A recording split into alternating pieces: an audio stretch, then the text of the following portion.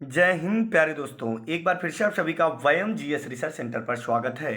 आज है 9 जून। तो 9 जून को बनने वाले जितने भी महत्वपूर्ण करंट हैं उनको हम इस वीडियो में डिस्कस करेंगे। चलिए स्टार्ट करते हैं। पहला प्रश्न आपसे कह रहा है, हाल ही में पुनीत सागर अभियान का आयोजन किसने किया है? तो याद रखेंगे, पुनीत सागर अभियान का आयोजन एनसीसी ने किया है। और ये है क्या? तो याद रखेंगे, पुनीत सागर अभियान विश्व पर्यावरण दिवस का प्रतीक है। किसका? विश्व पर्यावरण दिवस का प्रतीक है। तो विश्व पर्यावरण दिवस कब मनाया जाता है, कमेंट करेंगे आप लोग। याद रखना, पुनीत सागर अभियान में राज्यों और केंद्र शासित प्रदेशों अर्थात 4 केंद्र शासित प्रदेशों के लगभग 74,000 कैडेटों ने भाग लिया है। कितना? 74,000 कैडेटों ने पुनीत सागर अभियान में भाग लिया है। याद रखेंगे। तो बात आई है एनसीसी की। तो एनसीसी की स्थापना कब हुई है? पहला प्रश्न आप लोगों के लिए है। तो एनसीसी की स्थापना है 16 अप्रैल 1948। क्या बोलेंगे? 16 अप्रैल 1948 को एनसीसी की स्थापना हुई है। क्लियर है? और एनसीसी का हेडक्वार्टर है न्यू दिल्ली। क्या बोलेंगे? न्यू दिल्ली। यहाँ पर कुछ फैक्ट और भी नोट कर लेंगे। नीति आयोग की स्थापना कब हुई है? नीति आयोग योजना आयोग के स्थान पर कार्यरत है और नीति आयोग की स्थापना 1 जनवरी 2015 में हुआ है। कब? 1 जनवरी 2015। जबकि योजना आयोग की स्थापना 15 मार्च 1950 को हुआ था। कब? 15 मार्च 1950। नीति आयोग या योजना आयोग के अध्यक्ष की बात करें तो पीएम अर्थात प्राइम मिनिस्टर, प्रधानमंत्री ही नीति आयोग और योजना आयोग के अध्यक्ष होते हैं। तो योजना आयोग अब है नहीं, योजना आयोग के स्थान पर कार्यरत है नीति आयोग। नीति आयोग के वर्तमान समय में उपाध्यक्ष हैं सुमन बेरी, जिनका कार्यकाल 1 मई से प्रारंभ हुआ है, जो राजीव कुमार के स्थान पर कार्यरत हैं। क्लियर है? चलिए अगला प्रश्न देखते हैं क्या कह रहा है। हाल ही में किसने पहले ग्लोबल हैकाथॉन हार्बिजर 2021 के परिणामों की घोषणा की है? तो याद रखना, भारतीय रिजर्व बैंक ने पहले ग्लोबल हैकाथॉन हार्बिजर 2021 के परिणामों की घोषणा की है। तो बात आई है आरबीआई की। तो आरबीआई की स्थापना हुई है 1 अप्रैल 1935 को। कब हुआ है? 1 अप्रैल 1935 को। जबकि आरबीआई का राष्ट्रीयकरण कब हुआ है? तो आपका जवाब हो जाएगा 1 जनवरी 1949 को। क्लियर है? इसका मुख्यालय मुंबई में है। बात करते हैं विश्व बैंक की।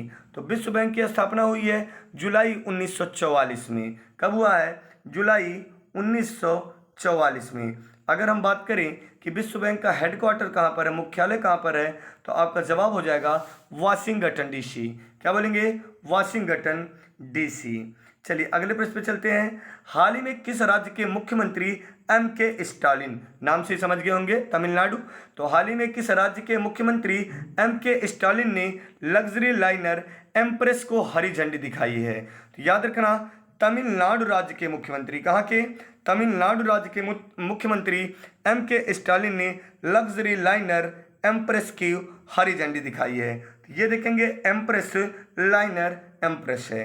क्लियर है? लग्जरी लाइनर एम्प्रेस है। क्लियर है? इसमें इसकी क्षमता देखेंगे तो ये सबसे पहली बात 11 मंजिला है और इसमें 2000 यात्रियों और लगभग 800 ड्राइवरों को यह समायोजित कर सकता है। ठीक है ना? 800 चालकों को यह समायोजित कर सकता है 2000 यात्रियों के साथ। और ये कितने मंजिला ऊपर है? तो आपका जवाब हो जाएगा 11 मंजिला पर्यटक जहाज के रूप में है ये। Clear point? तो जिसको के स्टालिन, किसने? तो मुख्यमंत्री, कहाँ के मुख्यमंत्री? तमिलनाडु के मुख्यमंत्री के स्टालिन ने किसको? तो लग्जरी लाइनर एम्प्रेस को। क्लियर है? तो ये कहाँ से इन्होंने इसको हरी झंडी दिखाई? तो चेन्नई बंदरगाह से। कहाँ से? चेन्नई बंदरगाह से। तो बात आई है तमिलनाडु की। तमिलनाडु में 3 बड़े बंदरगाह हैं। कौन कौन से हैं? तो सबसे पहले तमिलनाडु का शॉर्ट फॉर्म बोलेंगे TN। तो टी से हो जाएगा तूतीकोरिन, एन से हो जाएगा एन्नौर और एक हो जाएगा राजधानी चेन्नई। तो तूतीकोरिन, एन्नौर, चेन्नई, ये तीनों बंदरगाह तमिलनाडु में स्थित हैं, जो भारत के 13 बड़े बंदरगाहों में शामिल हैं।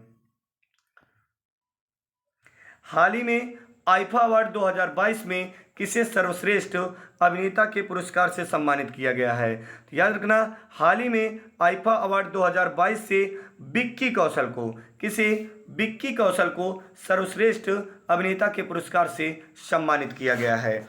याद रखेंगे आप लोग। तो बात आई है आईफा अवार्ड की। तो सबसे पहले आपको बात करना है, जो आईफा अवार्ड है ये 2022 का आयोजित किसने किया, और आयोजित किया कहाँ पर गया, तो आयोजित किया गया अबू धाबी में। कहाँ पर, अबू धाबी में। Clear point. और बात करते हैं इसको अब की बार आयोजित किसने किया, यानी इसको होस्ट किसने किया, तो आपका जवाब हो जाएगा नंबर 1 सलमान खान, नंबर 2 मनीष पाल और नंबर 3 रितेश देशमुख। सलमान खान, मनीष पाल, रितेश देशमुख। कहाँ पर, अबू धाबी में। ठीक है। सर्वश्रेष्ठ अभिनेता के पुरस्कार से सम्मानित किसे किया गया, विक्की कौशल को। ब्लूमबर्ग अरबपतियों की सूची में किसने एशिया के सबसे अमीर का स्थान हासिल किया है, तो ब्लूमबर्ग अरबपतियों की सूची में किसने, तो आपका जवाब हो जाएगा मुकेश अंबानी अमीर व्यक्तियों में प्रथम स्थान पर रहे। क्लियर है। ये गौतम अडानी को पीछे छोड़ दिए हैं। इनकी कुल संपत्ति 99.7 बिलियन डॉलर है। कितना है, 99.7 बिलियन डॉलर है। Clear point. 8 जून को कौन सा दिवस मनाया जाता है, तो 8 जून को मनाया जाता है विश्व महासागर दिवस और विश्व ब्रेन ट्यूमर दिवस के रूप में मनाया जाता है।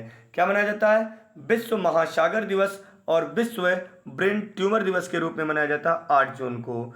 भारत और किस देश ने हाल ही में जलवायु परिवर्तन पर्यावरण संरक्षण के लिए समझौता किया है, याद रखेंगे भारत और कनाडा।